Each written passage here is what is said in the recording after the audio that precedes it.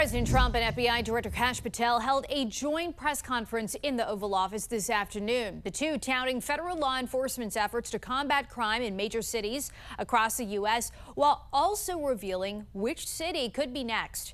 The National News Desk, Jeff Harris, joining us. So a lot of updated statistics were shared today, Jeff, ranging from arrests to drugs seized. A lot of information. Break it down for us. So one of the biggest stats shared in the Oval Office earlier today was that since taking office in January, 23,000 violent criminals have been arrested. But both President Trump and FBI Director Kash Patel diving deeper into firearms, drugs, and also gangs. In a busy Wednesday afternoon in the Oval Office, Patel touting the success of the FBI since President Trump reclaimed the White House, including tracking down and capturing 4 of its 10 most wanted fugitives. This includes a lady who murdered her 6-year-old handicapped child and fled to India.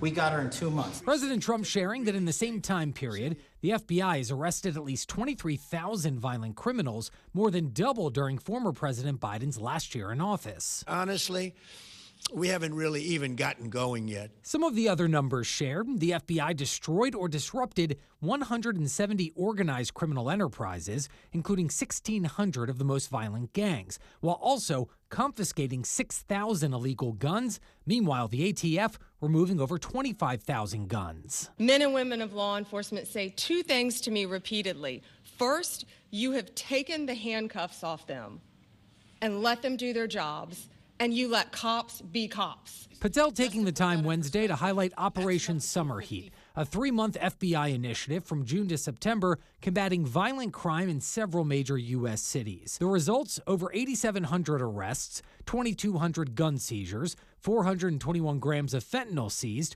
over 550 missing children located, with so far 2,100 indictments. That in and of itself would be historic for a 4-year presidency. You did that in 7 months because you let good cops be cops. Trump also revealing during the press conference which city the administration could be targeting next in its crime crackdown. That you start looking at San Francisco. I think we can make San Francisco. There's one of our great cities 10 years ago, 15 years ago, and now it's a mess. Now, aside from San Francisco, Trump recently saying Baltimore and Boston could be next. The president this week even threatening to relocate next year's World Cup matches scheduled to be played in suburban Boston. Reporting for the National News Desk, I'm Jeff Harris. President Trump says he's ready to expand the deployment of federal forces to more cities with Democratic mayors, now eyeing San Francisco. The announcement came during a press conference touting FBI statistics released last week, detailing more than 8,600 arrests during Operation Summer Heat, a nationwide crime crackdown. I'm going to be strongly recommending, at the request of government officials, which is always nice, that you start looking at San Francisco. I think we can make San Francisco. There's one of our great cities 10 years ago, 15 years ago, and now it's a mess. There was a significant spike in crime in San Francisco during the pandemic, but according to the San Francisco Police Department, violent crimes like homicide, rape, and assault have all declined by double-digit percentages compared to this time last year. Mayor Daniel Lurie put out this message on police recruitment just an hour before the president instructed his DOJ to look at going into San Francisco. Update on our Rebuilding the Ranks initiative to increase the number of SFPD officers. It's working. We've had 4 consecutive fully staffed recruitment classes, and a 5th starts in December. The president also threatening to move World Cup games out of cities like Boston or Los Angeles if he thinks crime is too high. If we think there's any reason that, whether it's Boston or anywhere else, that they're not doing their job, we're going to take those World Cup games and move them someplace else. Just before the press conference, we learned a federal judge extended 2 orders that block the deployment of National Guard troops in Oregon and California by another 2 weeks, which the administration is challenging. In Washington, I'm Atra El-Nashar. This is K2 News at 5, on your side. We find that it's extremely important to be out here to show the federal government, especially Trump, we are not afraid. We are not afraid of this presence, and we're here to stand up against ICE and stand up against the threats. Portlanders continue to push back against the White House and federal agencies tonight, while federal judges consider what to do with President Trump's National Guard deployment. Multiple protests are taking place across the city. Good evening, and thank you so much for joining us for K2 News at 5, everyone. I'm Barry Mangold. It has been another weekend full of protests here in Portland, and we've seen several confrontations between protesters and officers outside the ICE facility in Portland, including just last night. For a live update, let's get to K2's Jennifer Singh, who joins us live outside the ICE facility right now. Jen, it looks like a crowd is definitely formed outside of there with multiple protests. What are you seeing? Yeah, basically right now is when we just saw things escalate. We just saw 2 to 3 people being taken in by ICE agents who got out of the way. Where you can see that crowd is massive in numbers this afternoon, and you can see people are lining up. We just saw ICE agents walk out of the building just a few moments ago, pushing people back physically into the crowd and off the street. As I said again, we saw 2 to 3 people taken in by ICE agents. It was unclear how many due to how many people were surrounded at one time. Now, this is where, like I said, we saw things escalate for the first time today. We saw the naked bike ride actually come through here just before the newscast at around 4:15. That had hundreds of people participating, many of those people sticking around this evening, early afternoon. So if the scene is blurry right now, it's because we do want to keep things friendly at home. Now, like you mentioned, there have been a number of protests, including this one going on.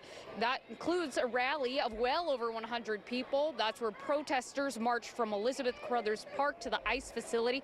Most of those protesters still here this evening. And since protesters arrived at 3 p.m., things have remained, well, up to this point, have remained peaceful. Protesters have been blocking off the roadway on and off, to which Portland police have periodically come through to move people back.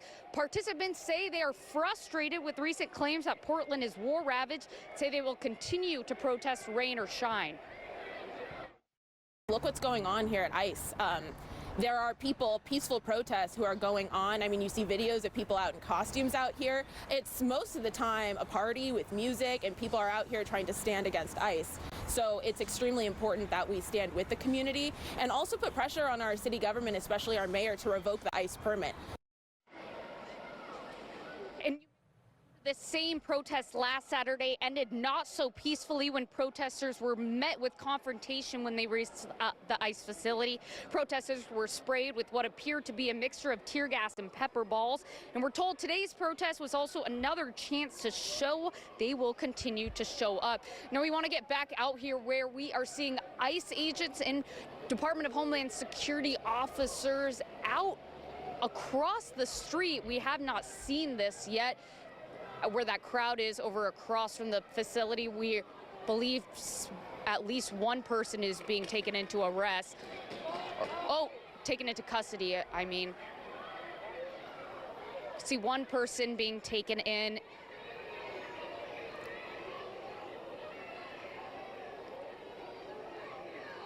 It looks like it was just that one person that they were taking in, as these officers are now being pushed back. I want to let you guys watch this unfold, as the ICE agents walk back into the gates. And up on the top of the roof, you could see the officers ready with pepper ball guns. And those pepper balls being deployed right now.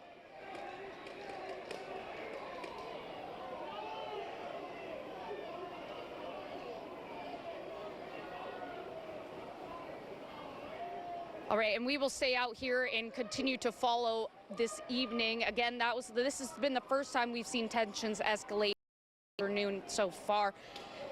We'll be live out here and continue to give you the latest updates when we can. But for now, live in South Portland, Jennifer Singh, K2 News. We're going to get another live report from you coming up tonight at 6. That's certainly the first time we've seen pepper balls being deployed in the daylight hours that we've seen in quite some time. We'll have another update again from Jennifer coming up on K2 News at 6. Also tonight, we are continuing to follow the Trump administration's appeal of the temporary restraining order that is currently blocking National Guard troops from being deployed to Portland.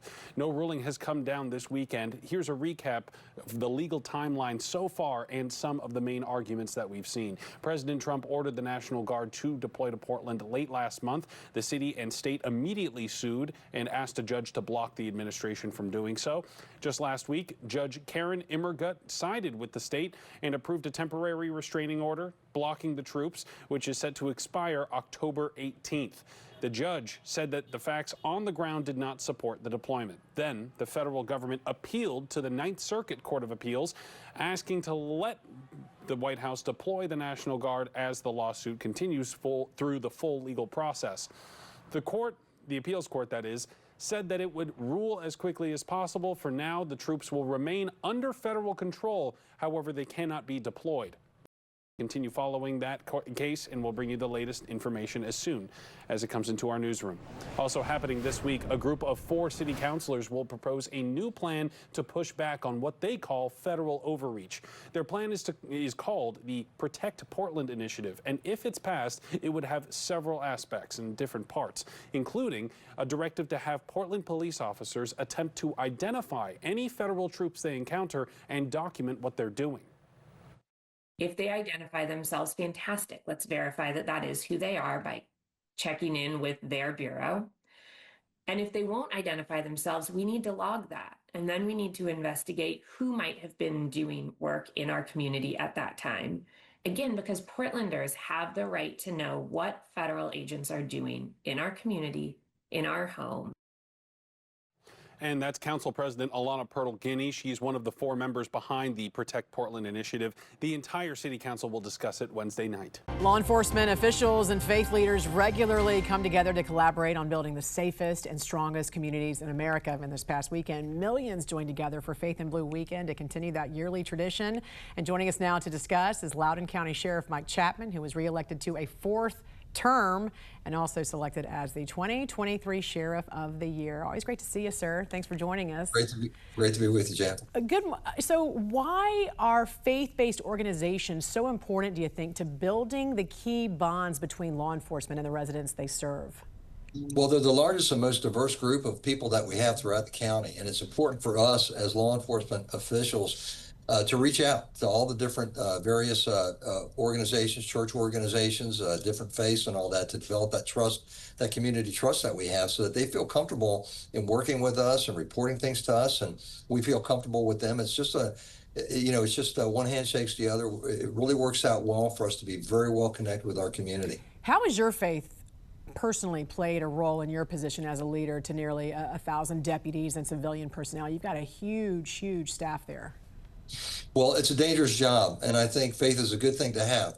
We go out there every single day. You don't know what you're going to encounter, and that's important. It's important to have to understand where you stand in life, and it's good to have God with you when you're out there, because we need to have that kind of support and feel good about what we're doing out there. So for me, it's always been important. I've been doing this now for 47 years, and so I think faith has really served me well, and I think it serves everybody well that's in this profession. And you also serve on the executive board of the National Sheriff's Association. So I want to ask you about your conversations with some of the other big city sheriffs in areas like Portland, Oregon, Los Angeles, the Chicago suburbs there. These are elected officials. So what do they think about the anti-ICE protests and all the threats around these federal agents and the National Guard, trying to come in to these cities to help crack down on crime?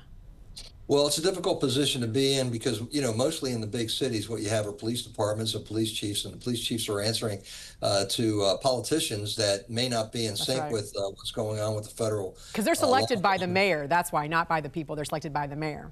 That's right. As elected officials, we have a lot more latitude in doing what we're doing locally, and it really kind of depends on where you're at in the country and what kind of challenges that you're facing out there. That really comes down to the individual sheriff's office, and how they perceive the problem and going out there. I think it's important that we, and I've always felt this way, and having formerly been a federal agent with the Drug Enforcement Administration, I've always felt that it's important for us to work across the board with all of our counterparts. You know, we're all part of the same mission.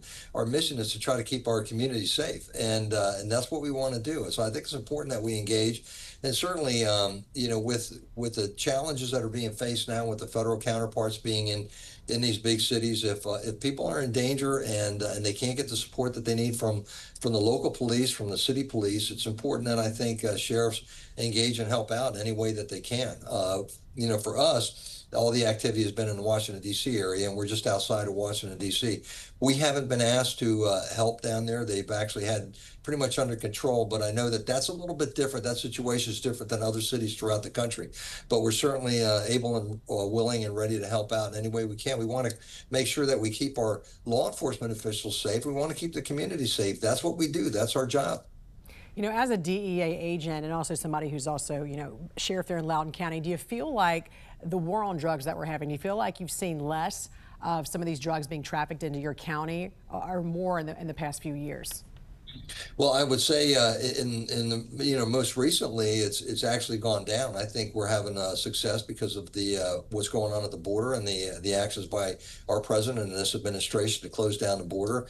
That really is the biggest you know, entry point for drugs coming into this country. We want to make sure that whatever we can do to stop it from coming into this country, that's step one. The other step is to educate our people and make sure that they understand the dangers of consuming these drugs and the death that's associated with them, and just the hardship that it puts on families just across the board. It's just a no-win situation. So we're seeing, I think, a decline in that, and I think it all has to do with a new attitude and a new direction with this administration to really clamp down and hold these criminals accountable. I think that's extremely important. And finally, very quickly, in your home state of Virginia, the Democratic candidate running for Attorney General Jay Jones sent text messages envisioning the murder of you know, a Republican lawmaker and his children, as well as allegedly suggesting law enforcement officers need to be killed so there would be less police killings. How troubling is this for you if he becomes the top law enforcement official in the state?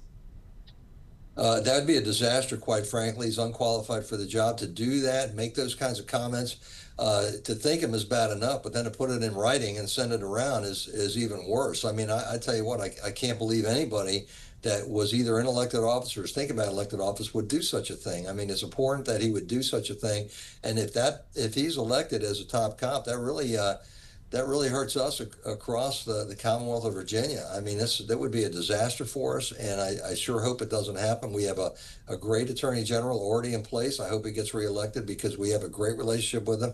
He supports law enforcement. We support him. It's you know, one hand shakes the other. We're doing very, very well throughout the Commonwealth of Virginia, and we hope to keep it going in that direction.